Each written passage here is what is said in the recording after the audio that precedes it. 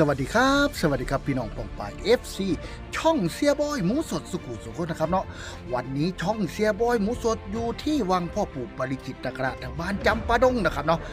วันนี้ช่องเสียบอยหมูสดต้องบุกมาหาที่ทุ่งนาเลยนะครับเนาะวันนี้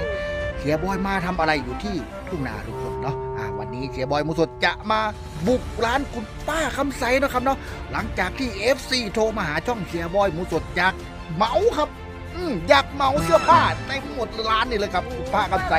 วันนี้ต้องแน่นอนอะไรนะครับสั่นแล้วโอ้จะสั่นแล้วใช่ไหมเดี๋ยวเป็นยังไงมายังไงเดี๋ยวผมจะโทรศัพท์หา FC คนที่โทรมาหาผมว่าจะสั่งเสื้อเหมาหมดร้านเลยครับวันนี้เหมาหมดร้านเลยมาใหม่ดูมาใหม่นี่คุณป้าคำใสครับครับผมสั่นช่างบ่อยด้วย สั่นแล้วครับเอาเป็นยังไงมันยังไงเดี๋ยวเราไปดูนะครับเนาะเดี๋ยวเราไปดูไปชมเดี๋ยวช่องเสียบอยมูสดจะโทรหา FC เนาะว่าจะเหมากี่ตัวเนาะเป็นยังไงเบาหลายอย่างเดี๋ยวเราไปดูกันครับว่าจะเหมากี่ตัวครับ FC ถ้าพร้อมแล้วก็ไปเยี่ยมไปชมไปดูบรรยากาศพร้อมๆกันเลยไปฮัลโหลอุ้ยทำไมพูดเบาจังฮัลโหลมาถึงแล้วค่ะมาถึงเอาเสียงคือคอยเดี๋ยวคือปิดตาจะได้ใส่สูทใส่เสื้อผ้าอยู่บนครับหรือจังได คือเอาคอยเดี๋ยวคือซิมกันแต่เป็นตาจะได้ใส่สูทงามอยู่บนสะดอกเบอร์ป้าคำใสผมอยู่กับป้าคำใสแล้วตอนนี้นะไม่คือทำไมไม่คุยกับป้าคำใสเลยคุยเลยเหรอเดี๋ยววันไหนก็ขอเบอร์ด้วยเนี่ยเดี๋ยววันไหนจะโทรไปก็เข้าไลน์ได้เลยนะคะ เบอร์นี้ไม่ต้องพิมพ์อะไรเลย ก็คือ0965036341ค่ะขอบคุณมากๆนะคะเสียบอยก็ยืนยิ้มน้อยยิ้มใหญ่อยู่ได้ช่วยป้าคำใสนะคะป้าคำใสจนสั่นเลยนะคะว่าจะมีคนส่งซื้อของนะคะก็รอตั้งแต่เช้าเลยของก็เพิ่งมานี่ค่ะได้เบอร์โทรแล้วเนาะครับเนาะครับผมยังไงเดี๋ยวผมจะลองถ่ายคลิปให้ดูว่าตัวไหนมันสวยเนาะครับผมโอเคครับพร้อมแล้วครับเนี่ยพร้อมค่ะพร้อมแล้วพร้อมแล้ว1 2 3แอคชั่นเอาขายได้ก็นี่นะคะมาใหม่นะคะซุดเซ็กนะคะก็ค่าตัดก็ยังไม่พอนะคะอันนี้250นะคะ250จ้าสั่งวันนี้นะคะสั่งวันนี้ถ้าวันที่1ราคาส่งและส่งเองนะคะนี่มาใหม่ๆโอ้เลย250ชุดแสกนะคะแล้วก็มีกระเป๋าด้วยนะคะกระเป๋าใส่เงินล้านบ่เนี่ยกระเป๋าใส่เงินล้านนะคะมีหลายสีนะคะติดต่อมาเลยนะคะตัวที่1นะคะอันนี้ตัวที่2นะคะนี่อันนี้ก็250ผ้าคามแบบพิมพ์ลายสีไม่ตกนะคะซักแล้วมันนุ่มๆนะคะผ้าฝ้ายแ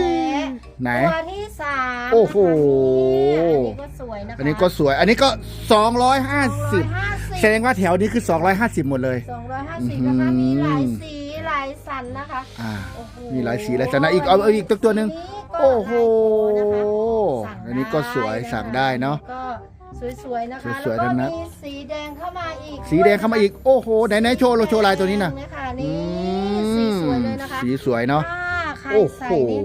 ใส่ไปไหนก็ได้ไปตลาดก็ได้นะคะไปทำบุญก็ได้นะคะพระก็ไม่ด่านะคะคือใส่กางเกงแล้วพระคิดอยากจะสึกนะคะสึกเนาะสึกบ่ถ้าใส่กางเกงถ้าใส่อันนี้ก็ธรรมดาพระอาจเห็นแล้วอาจจะอยู่หลายพรรษาเนาะอยากให้เพื่อนอยู่หลายพรรษาอยากให้พระอยู่หลายพรรษาต้องซื้อชุดที่ร้านคุณป้าคำใสเนาะถ้าอยากมีพระมีเจ้าต้องร้านป้าคำใสเท่านั้นชุดนี้ก็500พร้อมส่งนะคะชุดนั้นก็เหมือนกันนะคะชุดนี้เท่าไหร่เนี่ยอันนี้ก็500ที่แถมอันบักกะลองกองเต็งนี่อยู่บนไม่แถมเอาไว้เป็นทำมูลมังนะคะครับผมอันนี้มาพรีเซนต์ตัวนี้นี่ตัวนี้นี่แล้วก็มีคอตัวนี้อีกไหน แล้วค่อยพูดกันอีกเนาะนี่ โอ้โห คอสวยนะคะ คอสวย อ่า อันนี้เขาเรียกว่าคออะไรครับเนี่ยคอ อันนี้เขาเรียกว่าคอจีน คอจีน แบบเปิดนิด เปิดนิด ๆจ้า ๆโชว์ร่องเลยไหมครับเนี่ย จ้า โชว์ร่องอยู่บ่ โชว์ค่ะโช โอ้ ว์ค่ะ แต่ไม่เยอะ ไม่เยอะ โชว์แต่ไม่เยอะ แวบๆบาง เออ ๆค่ะ แต่ถ้าเราอยากโชว์เราซื้อจากร้านป้าคำใสไปแล้วก็เข้าไปตัดใหม่เนาะ ค่ะ อ่า ก็แหกลงมา แหกลงมาอีก ได้ค่ะ อ่ะไหนมีไหนมีอีก มีกางเกงด้วยนะคะ มีผ้าถุงด้วยนะคะ โอ้โห เดี๋ยวก็ อันนี้ราคาเท่าไหร่ครับเนี่ย อันนี้ก็250 250 เลื่อนเข้าเลื่อนออกได้นะคะ อันนี้เอล เอว 30 30 ถ้าเอล27ก็ถอยมาอีกนะคะ ถอยเข้ามาเลื่อน ครับผม เข้าเลื่อนออกได้ โอ้ นะ โห คะอลังการงานสร้างนะคะของป้าใสอันนี้ก็ ไหนสีอะไรนี่ ส้มอุดม โอ้ สมบูรณ์ มันเหมือนสีอิฐเนาะครับเนาะ จ้า เอ สี อ ส้ม เหมือนสีส้มอิฐ นะคะอันนี้ เอว เอล34 นะคะ อืม สำหรับคนตุ้ยนุ้ยน่ารัก ตุ้ยนุ้ย นะคะ แสดงว่าเท่ากับเอวป้าคำใสไหมนี่30 โอ้ของป้าคำสายนี่ 60โอ้32โอ้32เนาะ 32นะคะ อืม ของป้าคำสาย 32 32 ดูหุ่นอันนี้เป็น แต่ 32 เอว 24 เนาะเอว ก็ 27ก็เลื่อนเข้าอีก ไหนเนี่ย มีผ้า ผ้าอะไรเนี่ย ด้วยนะคะ ผ้าขาวม้านะคะ ผ้าขาวม้า พื้นใหญ่นะคะ ก็ โอ้โห 150 ส่งฟรี จะไปปูโต๊ะหรือว่าเอาไปเต้นอาราบิกก็ได้นะคะเนี่ยโอ้โห 150นะคะนี่ 150 พร้อมส่ง ปูโต๊ะก็ได้ตัดชุดแซกก็ได้ตัดกางเกงก็ได้นะคะ ครับผม การงานสร้างนะคะ มีหลายสีนะคะ มีหลายสีเนาะ แล้วก็ โอ้ อ้าว ไหนมีอะไรอีก สั่นแล้ว จะสั่นแล้วเดี๋ยวจะได้ขายแล้ว สั่นแล้วนะคะ เดี๋ยว ไหน มันอยู่ไหนเนาะ หาอะไรนี่ ไม้ที่ไม้อะไร เอ้ยไม้ที่แม่น ไม้หยัง น่ะ ไม้แม่นโอ้ยนี่มะลี่อยู่นี่หรือไม้แม่นพะวะ โอ้ เออ ไม่เม่นเอา เอา เงิน เอา เอาทองนะคะนี่ค่ะหลายสีนะ โอ้ คะ โห อันนี้ก็250 อันนี้ก็ 250 250ส่ง ส่งฟรี ส่งฟรีนะ โอ้ คะ โห อย่าให้ถึงพรุ่งนี้นะคะ สั่งวันนี้นะคะเร็วๆเดี๋ยวจะมีค่าส่งนะ โอ้โห ถ้าถึงวันต่อไปนะคะ คือสิ้นเดือนนี้ โปรโมชั่นบ่ อ่า อ๋อ ก็นี้ก็ อันนี้ก็ 250นะคะ อื้อหือ ส่งฟรีนะคะ ส่ง วัน ฟรี นี้สั่งวันนี้พรุ่งนี้ส่งก็ได้นะคะ สั่งวันนี้พรุ่งนี้ถึง จ้ะ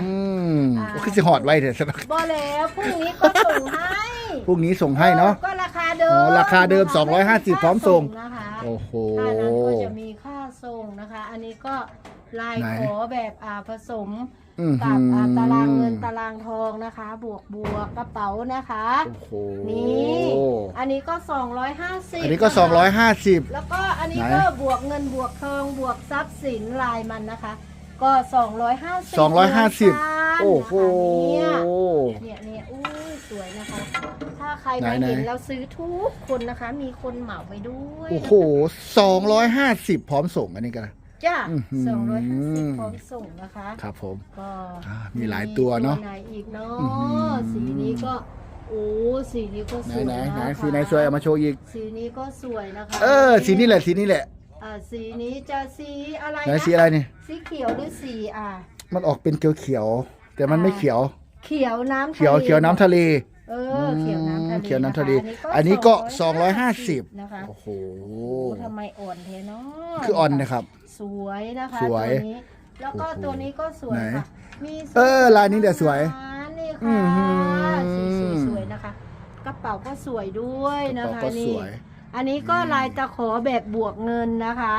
ขอเงินแล้วก็บวกเงินบวกทองนะคะสองข้างมี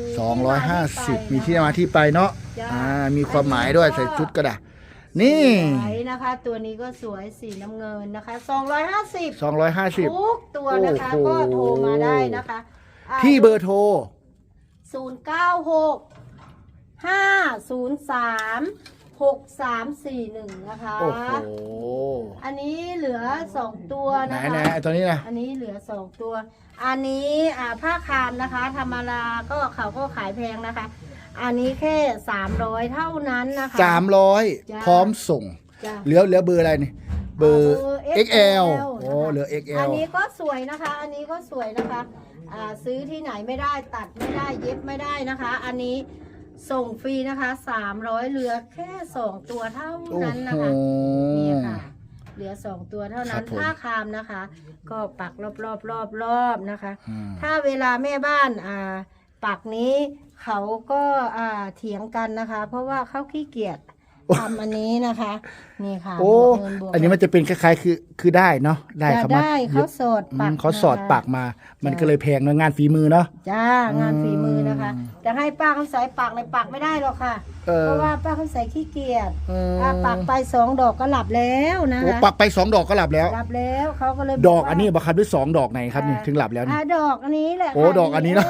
ก้านมันก็ยังไม่ได้ค่ะ หลับเล โอ้ ยนะคะ ป้าคำใสปักไป2 ดอกก็หลับเลยเนาะ ไม่ต้องมาทำหรอกไปขายดีกว่า เออ ป้าคำใสน่ะ ให้แผนกขาย อือหือ ถ้าขายขาดทุน เขาบอกว่ากลับมาเย็บผ้า โอ้โห ป้าคำใสก็เลยบอกว่าอุ้ยไม่ได้แล้วต้องขายไม่ให้ขาดทุนนะคะ คือเขาสั่งมาเท่าไหร่ ขายเท่านั้น ครับผม ถ้าอย่างเสียบอยนี่ก็ถ้าซื้อป้าคำใสลดให้20 บาท ป้าคำใสก็ควักเงินตัวเองให้เพื่อนนะคะ อย่างนี้นะคะ โอเคครับผม ก็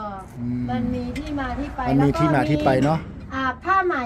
ไหน ไทยนะคะ ผ้าไหมไทยบอก เหลืชุดหนึ่งนะคะ โอ้โห ผ้าไหมภูไทยเหลือชุดเดียวแต่ว่า ผมเห็นแต่ผ้าไหมจำปาดงเขาใส่นี่ดำแดงนี่ ดำแดงแล้วก็มี เออ หลายไหมนะคะ อือหืออั อันนี้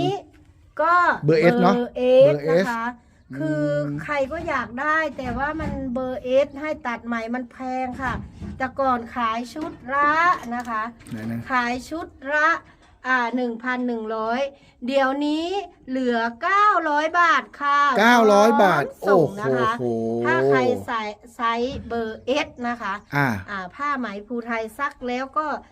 คือ คล้ายๆผ้าคือซักเลยมันต้องรีด ไม่ต้องรีดค่ะ อ๋อ แล้วก็สบายนะคะ เวลาไหน เรารีบเราก็อย่างนี้นะคะนี่ค่ะนี่ค่ะ อ๋อดึงเลย ดึงเลยนะคะ อ๋อ ไม่มีขาดนะคะ ไม่มีขาด จ้า อืม ก็สบายนะคะ ดึงแล้วเอ้าผมก็เห็นกระดุมมันหลุดเมื่อกี้นี่ กระดุม ผม ไม่ บอก หลุดค่ะ กระดุมไม่หลุด อาจจะดึงเท่าไหร่2 ปีไม่ โอ้ หลุดนะคะ ไม่มีหลุดเนาะ ถ้าหลุดแล้วมาเอาเงินกับป้าคำใสเด้ โอ้โห นะคะ เพราะว่าเขาทำแน่นหนา ครับผม อันนี้มีคุณภาพตั้งแต่เราเริ่มฟ้อนทีแรกนะคะลำทีแรกก็คือดำแดงนะ ครั คะ บผม แล้วก็ลำครั้งที่2ก็มีสีเหลืองนะคะ แล้วก็มีสีขาวเข้ามาสักหน่อยก็จะมีสีแดงนะคะ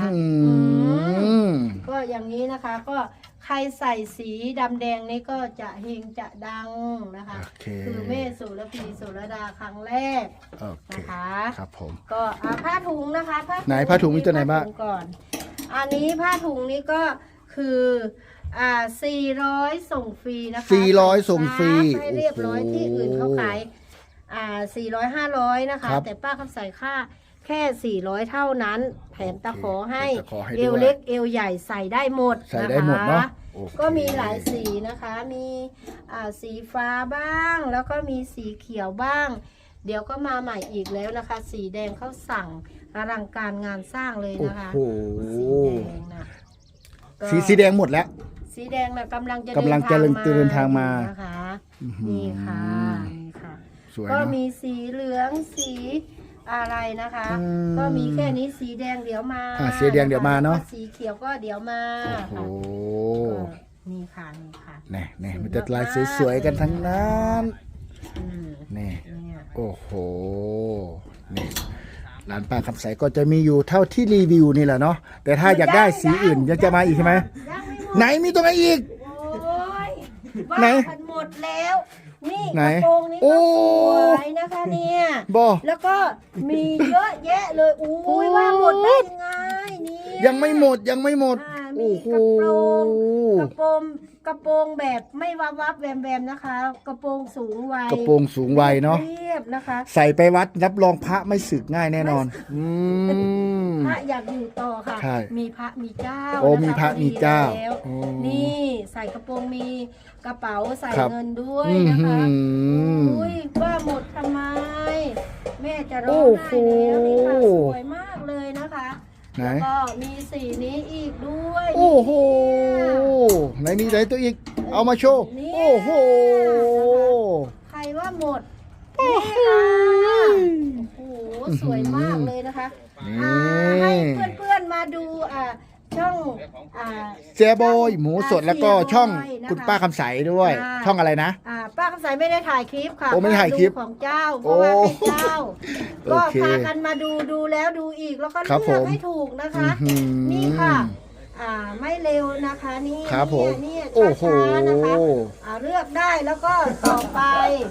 นะคะนี่ให้คนเดียวนะ โอ้ คะ โห นี่ค่ะสวยๆ โอ้โห นะคะแต่ป้าคำใสนี่จะชอบสี โอ้โห แดงนะคะแล้วก็ ไหน มีสี โอ้โห ด้วยแล้วก็มีกางเกงติดเอว ติดเอวด้วยโอ้โห วันนั้นได้ขาย4 ตัวนะคะอุ๊ย สี่ตัวที่มาถ่ายคลิปกับผมนะ โอ้โหอ่านข้างนี้คงจะร้านระเบิดเลยนะคะ รับออเดอร์นะคะเนี่ยค่ะ อือหือ เกงติดแอร์ ติด นะคะ แอร์เนาะ ผู้หญิงก็ใส่ได้ ผู้ชายก็ใส่ดีโอ้โห ใส่แล้วนุ่มๆนะคะ ใส่ง่ายนุ่มนวล ส่วนซื้อนะคะ ชวนซื้อใส่ง่ายถอดง่ายเนาะ จ้ ซักง่าย ใส่ โอ้โห อันนี้กางเกง ไหน ธรรม นะ ดา ธรรมดาใช่ไหมนี่ ธรรมดา อื้อ ค่ะ หือ มาถึงธรรมดาแล้วนะคะเนี่ยแล้วก็เนี่ย โอ้โห นี่ค่ะ โอ้โห แล้วก็สีเขียว สีเขียวเหนียวซับ ด้วย โอ้โห แล้วก็มาใหม่ด้วย ไหนตัวไหนมาใหม่ เนี่ยค่ะ โอ้โห อย่างนี้ก็กระโปรง อันนี้เป็นกระโปรงใช่ไหมนี่ กระโปรง อืม ก็มีกางเกงด้วยนะคะ กางเกงไหน เนี่ย โอ้เหมือนกับกางเกงขากล้วย ไม่ใช่กางเกงอันนี้ขาตรง โอ้ขาตรง แต่ขาใหญ่ติดแอร์ไปในตัว ติดอายไปในตัว จะมีหลายสีนะคะนี่ โอ้ แต่ โห ยังไม่ได้ยังไม่ได้นี่ยังไม่ได้ ยังไม่ได้หนีบ ก็ มา สั่ง ใหม่ เอาช่างบ่อยมาก่อนนะคะ โอ้ เพราะว่าอันนี้จะมีแต่ช่องเดียวนี้นะคะ ครับผม ขอให้มาดูช่อง เสียบอยหมู เสียบ สด อยหมูสดนะคะ เสียบอยหมูสด รีวิวแบบ นะคะเนี่ย รายละเอียดยิบ นี่ค่ะแบบว่า เออ เปิดข้างในข้างนอกให้ เออ ดูเลยนะคะขอบคุณมากๆนะคะ เสียบอยหมูสด อย่าลืมนะคะ เข้าช่องเสียบอยหมูสดอลังการงานสร้างอยากได้อะไรโทรตลอด 24 ชั่วโมงไม่หลับไม่นอนก็ได้นะคะ ขอบพระคุณล่วงหน้าค่ะ ครับ เสียบอยด้วยนะคะ ครับผมครับ แล้ว สวั ก็ สดี FC ครับ ทั่วโลกค่ะ ขอบคุณนะคะ ครับ อุดหนุนร้านป้าคำใสร้านปู่ปริจิตรนะคะ ครับผมครับยังไงบ้างครับ FC วันนี้ช่องเสียบอยหมูสดมารีวิวโอ้โหระเบิดเถื่อนทึงครับอยู่ที่ร้านคุณป้าคำใสนะครับเนาะอยู่ที่หน้าลุงพลนะครับเนาะอยู่ทางบ้านจำปาดงนะครับเนาะวันนี้ช่องเสียบอยหมูสดมาทุ่งนาก็เลย มารีวิวครับมารีวิวป้าคำใสจงขายดิบขายดีรุ่นเล็บเทน้ำเทท่านะครับเนาะวันนี้ถ้า FC สนจิตสนใจอยากสั่งเสื้อเนาะก็ติดต่อเข้ามาได้อยู่ที่ร้านคุณป้าคำใสหรือว่าจะติดต่อมาทางช่องเสียบอยหมูสดเนาะก็ได้นะครับเดี๋ยวช่องเสียบอยหมูสดจะวิ่งปี๊ดมาติดต่อให้เลยนะครับเนาะ FC เอาอย่าลืมแอดไลน์เข้ามาครับที่เบอร์โทร 0857449957 ช่องเสียบอยหมูสดแอดไลน์เข้ามาครับไม่ว่าจะเป็นผ้าถุงเสื้อโอ้โหสวยรับประกันว่าสวยไว้ใส่ตามเทศกาลเนาะสงกรานต์ที่กำลังจะถึงนี่อีกเดือนข้างหน้านี่เดือน2 เดือนข้างหน้า เทศกาลวันสงกรานต์อย่าลืมครับกางเกงติดแอร์ครับ ใส่เล่นน้ำครับ ใส่ได้ครับ ใส่นอนก็ได้ครับ ถอดง่ายครับรับประกันว่าถอดง่ายครับกางเกงร้านป้าคำใสเนาะครับเนาะสำหรับใช้นี้ก็ฝาก FC ไว้เพียงเท่านี้นะครับเนาะสุดท้ายนี้ขอความสุขสวัสดีจงเป็นของพี่ของน้อง FC ช่องเสียบอยหมูสดสุขุสุขคนนะครับเนาะขอกล่าวคำว่าสวัสดีครับ